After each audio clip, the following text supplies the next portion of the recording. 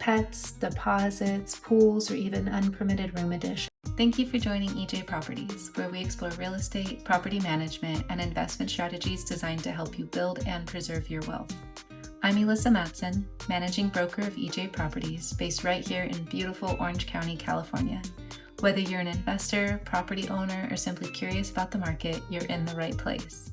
If you own rental property in California, there's a lot to keep in mind to protect your investment, especially when it comes to things like pets, deposits, pools, or even unpermitted room additions. These are the kinds of things that can either boost your rental income or lead to expensive headaches if not handled properly. So let's break them down. First, pets. Should you charge a pet rent or a pet deposit, or both? Pet rent is usually a monthly fee, like $25 to $100 per pet, that the tenant pays alongside their regular rent. It's non-refundable, and it's meant to cover the extra wear and tear that's brought on the property.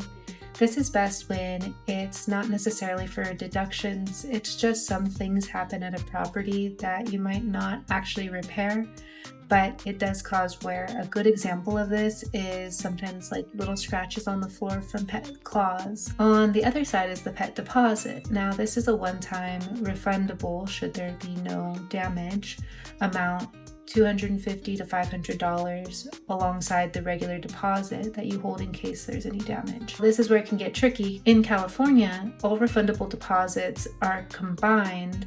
Security, pet, key deposit, whatever deposit, it's all considered deposit, and for many property owners cannot go over 1 month. If you're already charging a full month's deposit in rent and you're subject to only 1 month deposit, then there is no room for a pet deposit, and you can't legally add in the pet deposit unless you qualify for the exemption. As of July 1st, 2024, California's AB 12 says that most landlords could only collect equal to 1 month's rent in security deposit. But if you're considered a small landlord, meaning that you own no more than 2 rental properties with a combined total of 4 units or less, so 2 duplexes or less, then you're exempt. You can still charge up to 2 months' rent as a deposit. That can give you a little bit of extra protection, especially if you're renting to tenants with pets. Or if you're concerned about wear and tear, just make sure your lease clearly explains how deposits are handled. All right, switching gears, let's talk pools. If your rental has a pool, great. It can be definitely something helpful to attract tenants or even justify a higher rent, but it comes with more responsibility. Pools require regular maintenance, and someone has to be on top of that, paying attention to ensure that the pool pump is in good working order, pool's being cleaned, maintained properly. And that could either be you or it can be the tenant.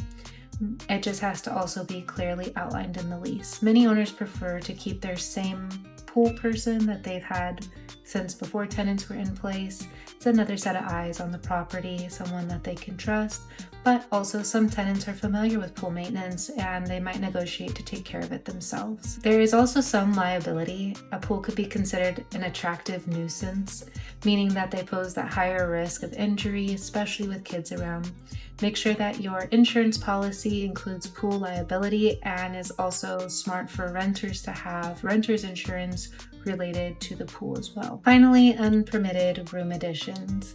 If you have a garage conversion, bonus room, extra unit that wasn't permitted, renting it out could open you up to a lot of risk, code violations, insurance issues, and even potential lawsuits from tenants. They can all come into play. If something goes wrong, the insurance might not cover that space that was not permitted. And the best thing to do is check with your city. Sometimes the local building department will be able to do retroactive permits. You might be able to make updates that bring it up to code. And if you can't permit it, think twice about renting it out. It can sometimes be used as leverage with a disagreement, and it's not the best place to be in when you're working on your small business of property investment.